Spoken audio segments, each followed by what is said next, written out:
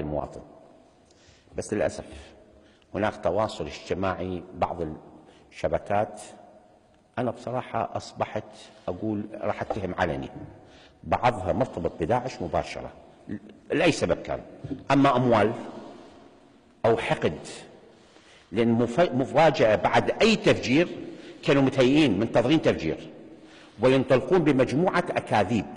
شوفوا عدد التفجيرات اللي أذاعوها في بغداد، وأنتم إعلاميين افتروا بغداد، مو نظروا مواقع، روحوا شوفوا أكو ضحايا هناك، أكو فعلا تفجير محظر صار، أكو شهداء، تابعوا الأرقام وتابعوا الأعداد، منو هذول الشهداء؟ تابعوا عوائلهم.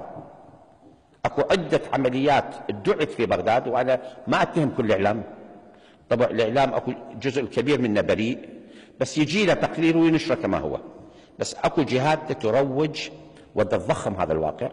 أنا كما ذكرت أي شيء